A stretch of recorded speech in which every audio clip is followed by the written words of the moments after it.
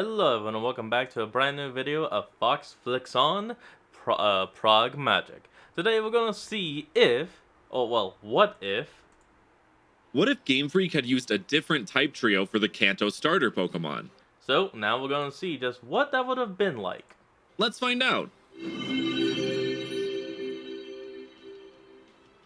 Hey everyone, Brandon here. So since the beginning of the franchise, the starter Pokemon have always been Grass, Fire, and Water type. They form a great type triangle and are relatively balanced, but other type triangles exist. While they aren't as balanced, they could be used as type trios for the starter Pokemon. So to experiment with this idea, I'm going to use the Kanto starters as a base. If you like this idea and want to see more, make sure to leave a comment, like, subscribe, and hit that notification bell for more content just like this. So the type trio I decided to use in this case is Ground, Ice, and Steel. Yes, I realize Steel didn't exist in the first generation of Pokemon, but this is all hypothetical and just for fun anyway. So let's just say this is an alternate universe where all the types are on the table. Also, all of the art in today's video was made by the incredible Trevenart, so make sure to go check them out. Starting us off is Bulbasaur, which I decided to give the Ice type. Grass and Ice are kind of opposites in a way, so I thought it would be interesting. So here is Burghasaur. Since this is an alternate universe where the types were different, I figured the names should match the typing as well.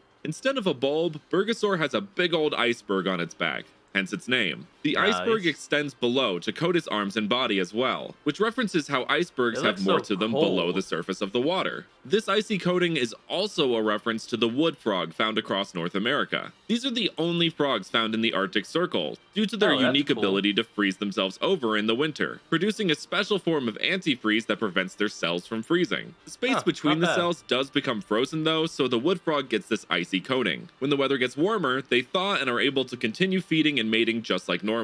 Burghasaur inhabit the snowy peaks of Mount Silver. They are always trying to keep the iceberg on their back as tall as possible. It is said that the iceberg contains the very life force of this Pokemon, and if it were to melt, their life would melt away as well. All of this winter talk reminds me of Christmas, and the incredible Christmas deal with today's sponsor, Atlas VD. I think 70 cents so much to Atlas VD evolves into Icysaur. See what I did there? As you can no doubt tell, Icysaur's iceberg is smaller than Burghasaur, and now is more of an ice shelf. Its arms are no longer coated with ice, exposing more of the diamond pattern on its skin, though it still keeps these icy claws it can use to attack. I would give it a new move called Frost Claw to back this concept, which would be an ice-type version of moves like Dragon Claw or Metal Claw, but with a chance to freeze. Icysaur are much more aggressive than Burghasaur and have a keen survival instinct. They are highly protective of the ice on their back and will use their claws to deliver chilling cuts to anyone that comes near them. These cuts will remain frozen. The sun or fire will not melt them. The only remedy is to seek medical attention, such as an ice heal or Pokemon Center. At level 32, Icysaur evolves into Verglasaur, an ice ghost type. The ice on its back has melted, draining the life force of this Pokemon and thus turning it into a ghost type. The ice now coats its body in the shape of a snowflake to visually mimic Venusaur's leaves. If you haven't picked up on it already, this entire line is a reference to the melting polar ice caps. They are also a reference to wilderness survival. People like Mountain Men, Bear Grylls, and Leonardo DiCaprio in The Revenant all serve as inspiration here, which you can partly see in Verglasaur's little beard. Revenant is also a synonym for ghost, so that works out too. It now has horns as a sort of visual pun of a bull frog, but also refers to another group of frigid bearded survivalists, Vikings. Verglasaur's name comes from Verglass, which is the thin coating of ice caused by frozen over rain, just like the thin coating the wood frog has and Verglasaur has due to its melted ice. I wanted this whole line to conceptually oppose the Bulbasaur line. Where Bulbasaur's bulb grows into this beautiful plant by the final stage, Burghasaur's iceberg melts into this sad remnant of what it once was. Verglasaur is said to haunt the frozen hills of the Kanto and Johto regions, seeking revenge on humans as it believes they are the reason its ice and life force are gone. One strike from its frozen claws will curse you, making you feel like you're always cold, no matter how warm your surroundings may be. Next, I decided to give Squirtle the ground type, so meet Desertal.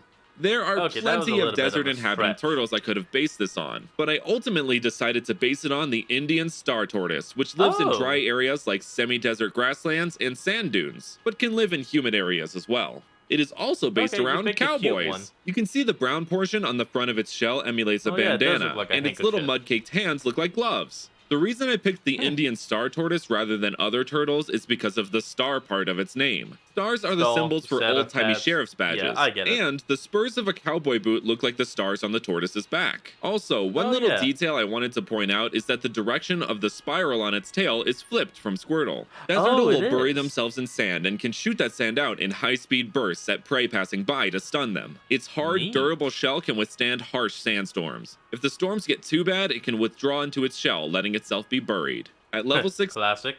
Oh, add. And we're back.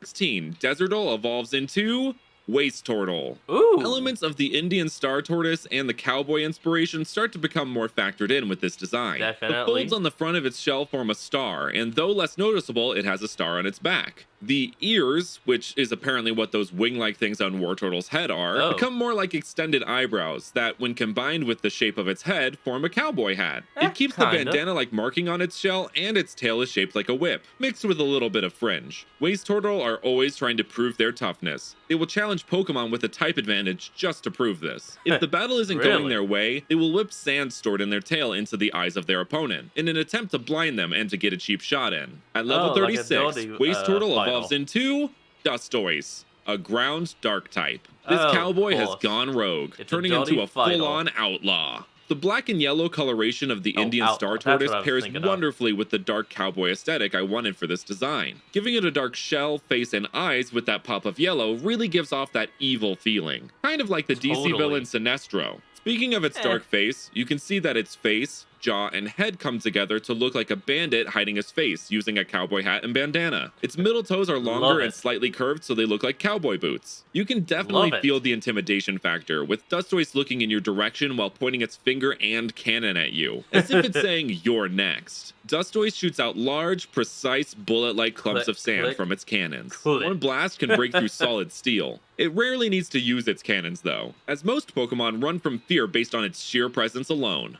Of course, that leaves Charmander with the Steel type. So here is Crowmander. Crowmander definitely feels the most different from the original in terms of design, with a more circular head, serious expression, confident pose, and a more slender body. Instead of a flame, it has a big ball of iron on its tail, which mimics an old ball and chain. Don't let its thinner appearance fool you though. Crowmander is tough. It can lift the heavy ball on its tail slightly off the ground and swing it around at opponents. Its tail is extremely sturdy and can crush solid rock.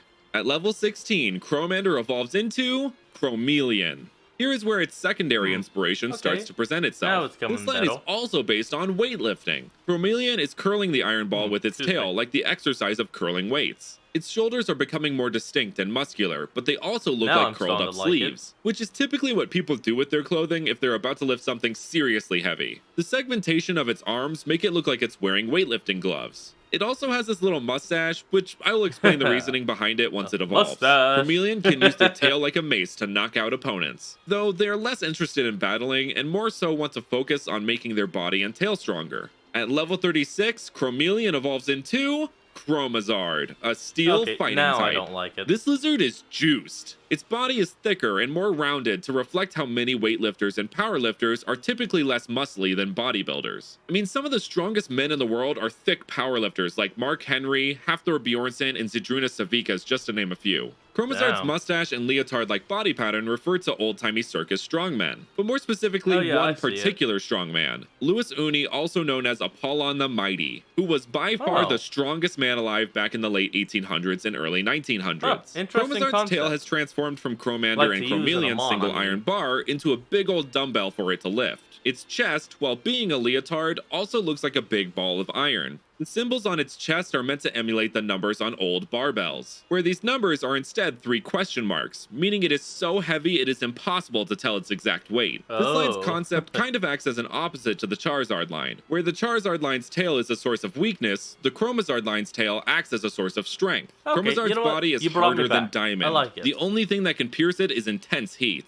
It is constantly lifting heavy things to show off how strong it is. Like many starter trios, these 3 final stages have a group theme, which is things associated with being manly or macho, being able to live off the land, or wilderness survival, the Old West, or cowboys, and being able to lift heavy things, or weightlifting. And that's what a differently typed starter trio might look like. So thank you guys so much for watching, and I will see you guys next time.